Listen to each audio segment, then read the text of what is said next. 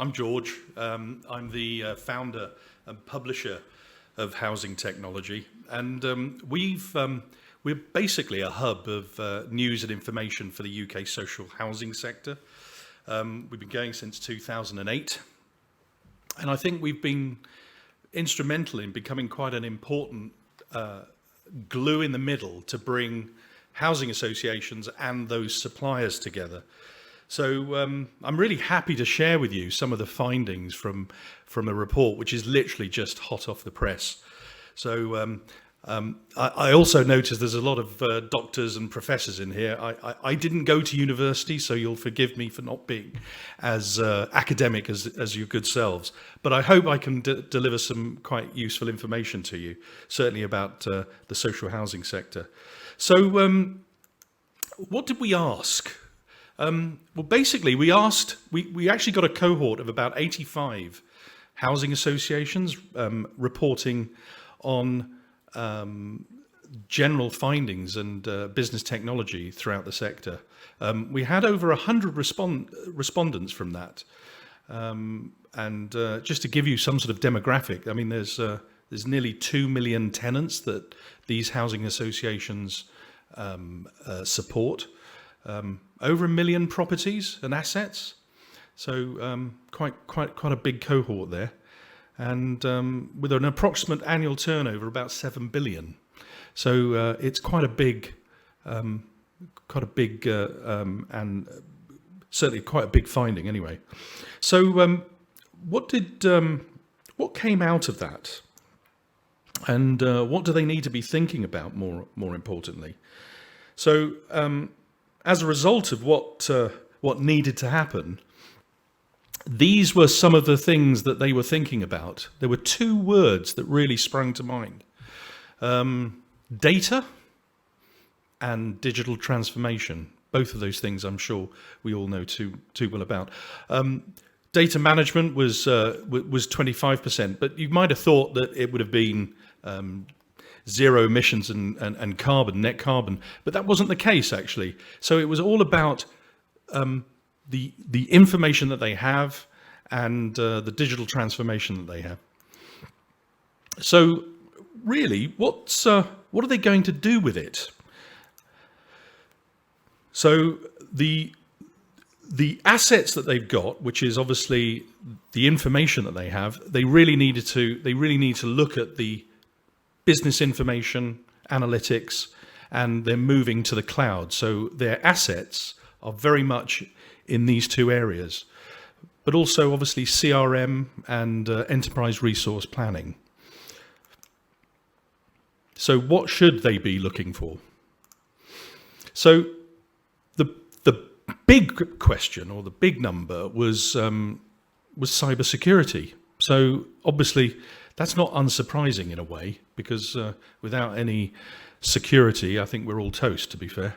But obviously, there's business analytics, which was quite high, and the apps and portals. So these are areas where people obviously want to view the information, and business process automation. These are the solid areas that our sector is actually looking at developing. Interestingly, artificial intelligence was only 83%, but I guess that really covers a multitude of areas and actually probably covers the entire cohort of that. So in terms of their applications, there's lots of steady state. There's no real new suppliers coming into the marketplace, just solid growth and really sort of those emerging markets are still there. So, as I mentioned before, it's all in the data. Now, one of the areas that a lot of the housing associations are facing is they have all this data, and I'm sure we all know how much data we've got, but what is actually preventing them from moving forward? And a whacking 96% said that it's a cultural thing, it's a behavioural thing, which is preventing the good use of data. Obviously we can look at understanding it, accessibility, automation, and AI. These are all the things that are preventing good information coming back. And I was talking to Emma earlier on. I mean, data silos. I think we all know where we've seen data silos, just the ability to share information. That's not really happening. Now, that's not to say that there are good applications out there, but they're all very, very discrete and single. They're not being shared across the enterprise. So one of the other areas, of course, was regulatory compliance. A lot of our sector really do need to look inwardly about what it is that they've got and to be compliant. So the idea is that you've got all of this information. How are we going to join it all together? It's a bit like a spaghetti junction, you know. So as I mentioned before, you know, if they're all individual applications, we need to be able to start to bring it all together. And the number one area that people were really concerned about was siloed apps. Lack of connectivity, so APIs. I'm seeing a few nodding heads. Legacy systems.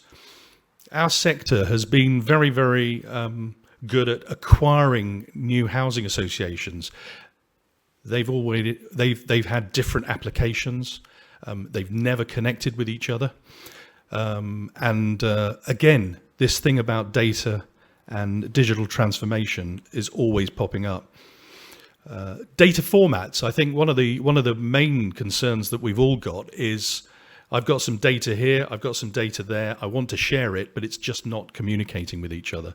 So a bit like the sort of VHS and Betamax sort of scenario.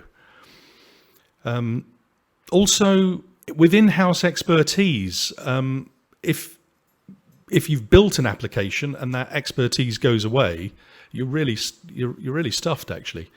But one of the main concerns that obviously people have is how they're going to put it all together and what are the budgets, who's going to pay for it. So, hello, somebody from the outside world there. So, are you doing what you're being told? If you really look at the budgets,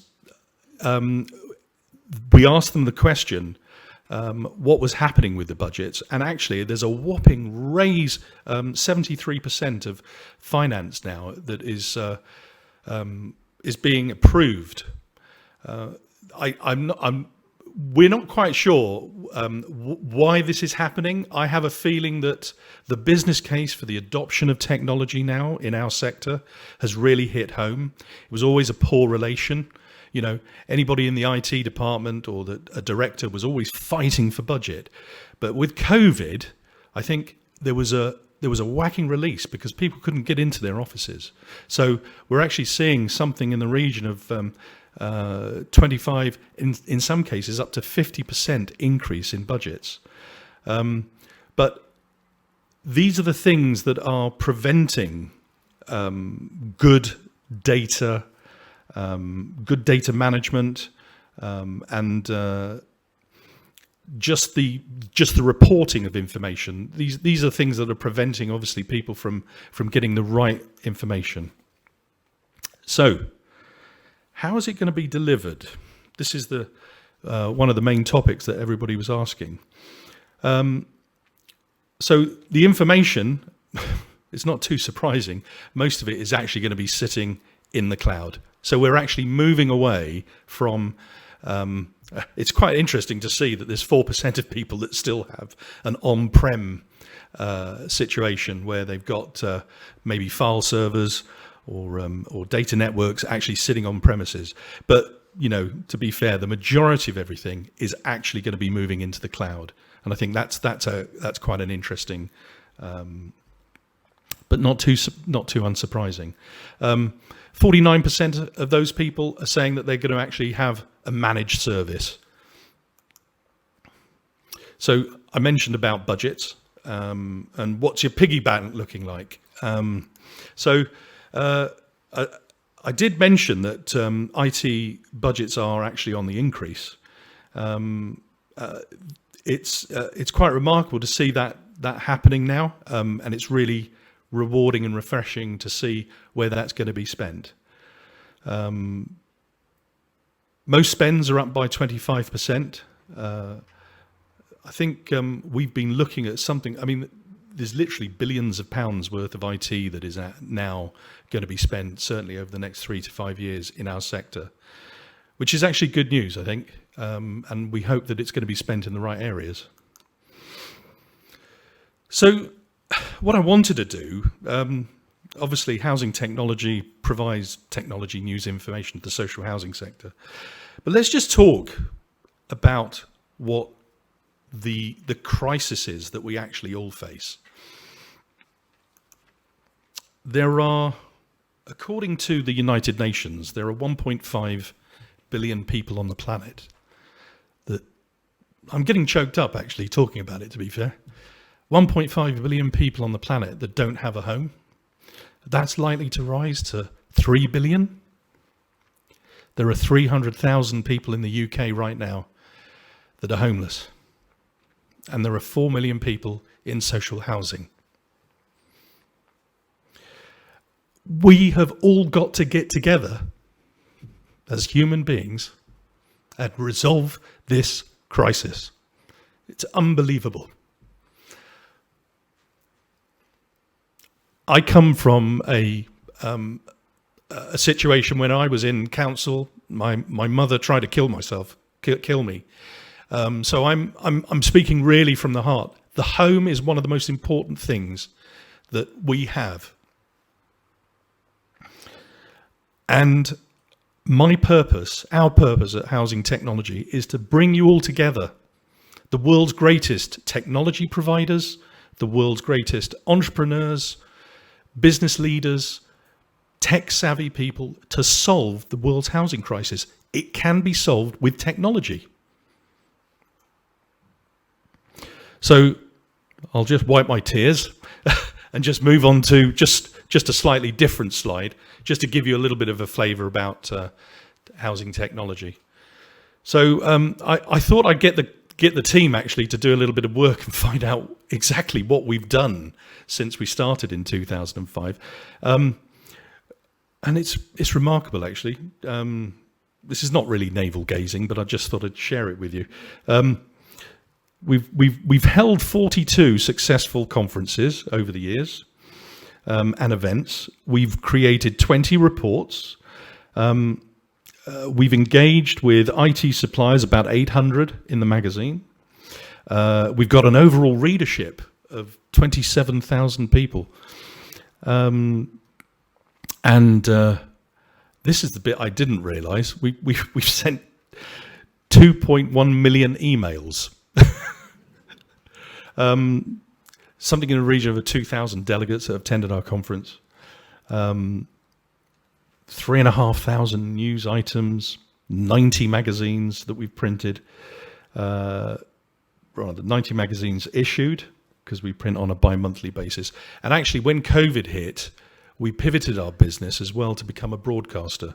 I think a lot of people, certainly I was concerned that we wouldn't be able to get our message across and actually tell people what we were doing. So we pivoted to become a broadcaster, and now we have what is being dubbed, and I don't quote me on this, but the Netflix for housing. So you can go on demand and actually view all our events, interviews, business replays. I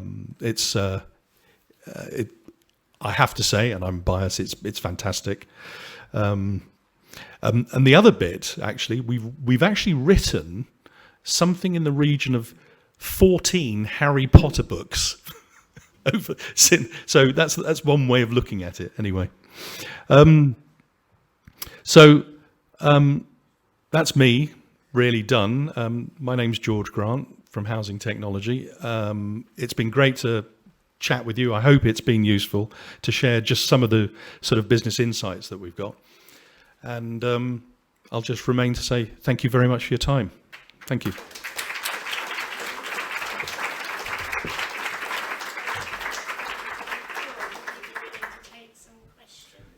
Absolutely. Yes, please. First of all, thank you for a very thought-provoking and reflective presentation. Thank you. I might need to stand by you. Fair enough. If you've got any questions in the room, if you want to raise your hand, then Lara will come. And if you're online, please remember to use the slido.com link. Hi, Gemma from CRCC. I'm really interested to know what the Housing Association said about where they're going to find the skills to what sounds like potentially a large recruitment need to have that within housing. Do they, because that's one of the challenges down here is finding the skills for those digital type jobs. Gemma, that's a very good question. I'm probably not the best person to ask that question to. I know that there is a huge skill shortage, but the way in which technology is being deployed, I have to say, it really depends on what it is that you're doing. If you're putting in sensors in the home, I suppose that requires a particular skill. But the IT departments are probably contracting slightly because the way in which technology works is, it does take away some of those, what I would call mundane skills. But I'd probably have to come back to you on that one, to be fair, specifically. So I won't bumble my way through that. Question?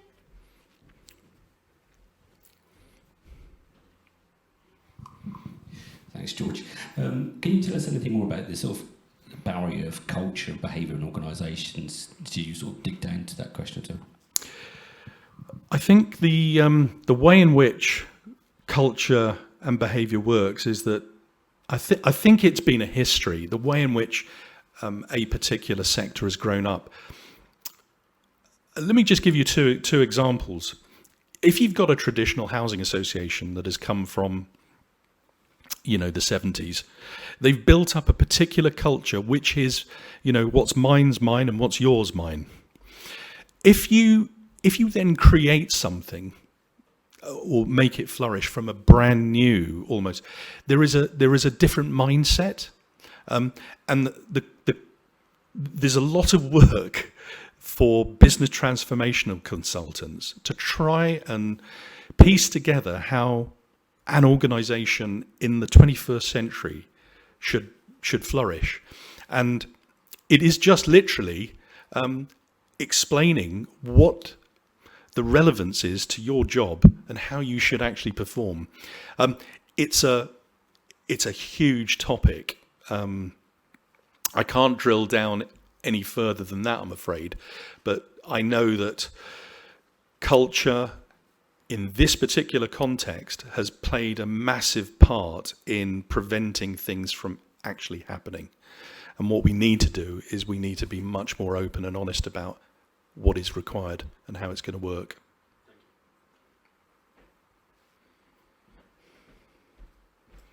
I'll just check with Ruth, see if we've got any questions from our online.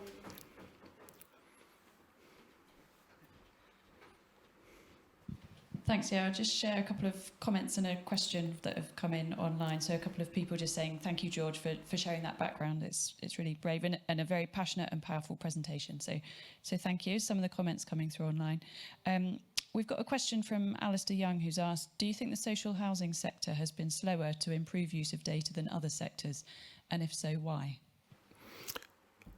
That's a yes and a no question. There are brilliant examples of the way in which housing associations, well, you might not even call them housing associations anymore. They might be commercially orientated organisations. I won't mention them, but there are some that have just completely changed their spots.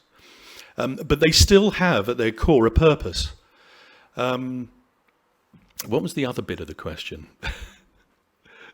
Has the social housing sector been slower, and if so, why? Slower than other sectors? Well, it's taken me 15 years to get to this level, and I'm still here banging the drum for every single IT and business decision maker to create the business case for the smart adoption of IT. So I'll still carry on doing it. It will. We are finding that it is the penny is dropping. There is a new cohort of what I would call senior management, if not chief execs, that actually get the idea that technology, whether they like it or not, has to be something that they embrace, that is going to really... you've only got to just look at some of the brilliant organizations that are out there right now. The ones that actually put technology in the boardroom, when I mean boardroom, they put an IT director on the same level playing field as a senior, a chief exec. You'll see organizations flourish. So it's a sort of yes and no question. There's a lot of laggards. There's still many like that. But I'm afraid that those sorts of ones, and this is quite controversial, those are the sorts of ones that will be acquired by others. There's a lot of acquisition at the moment, certainly in the housing sector. So those ones that have got a smart business brain when it comes to technology and adoption will I think ultimately attract the right cohort of young people who really get it, who can then persuade the senior management that this is not a fight. You need to work with us to make sure that ultimately the outcomes are about looking after people in homes. Maintenance and repairs. Doing it on time in a meaningful way. It goes out. You can't do it without technology anymore. It's as simple as that, and that's what certainly housing technology is all about.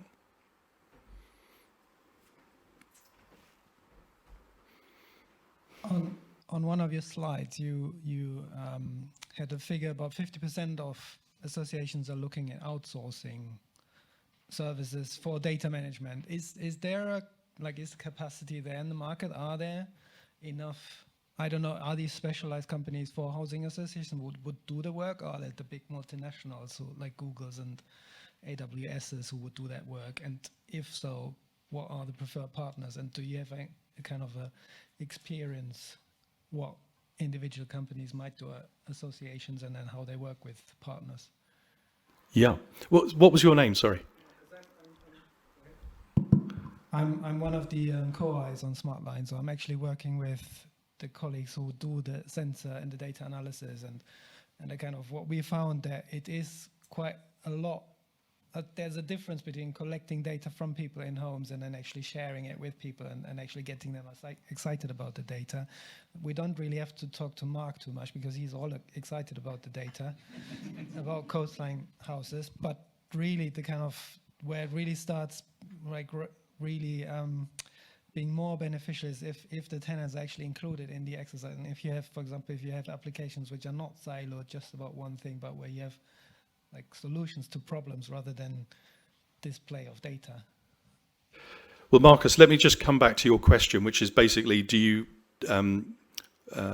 who's out there and who specialises in managed services? Come to our conference in March. I mean, we've got probably our biggest conference, actually. There are lots of organisations. So the top tier, the way it works is you've got your Microsofts, your AWSs, and they cascade what they have to partners, and there's quite a few partners that are now specialising. The usual suspects. I can mention people like Capita and CDW. These are worldwide multi-billion-pound organisations that then splinter off and actually have what I call vertical market addressable vertical market view of the world. I guess it's actually, some of it is down to us at Housing Technology to actually show these organisations what the value of the marketplace is. Because I can guarantee if you go, you have a dinner party with somebody and you're sitting there, nobody's ever heard of a housing association. It's really weird, right? But then when you say that there are 4.5 million homes, the whole of that asset is bigger than the top 100, times 3. then the penny drops, and that's really what we're all about. There's a lot out there, actually, Marcus. There is capacity without a shadow of a doubt, and it's just I think you've got to be very, very focused, and you've got to want to look after people. And I think it's finding the right partners. There are there. It's not if you're a supplier, it's not an easy marketplace, because it's a bit like a pack of dominoes. You know, you've got to once you show your credentials as a supplier, and I'm sure Mark, who is a beacon in our sector, will testify. He can, when he's probably talking to suppliers, he can spot the ones that are good and the ones that aren't.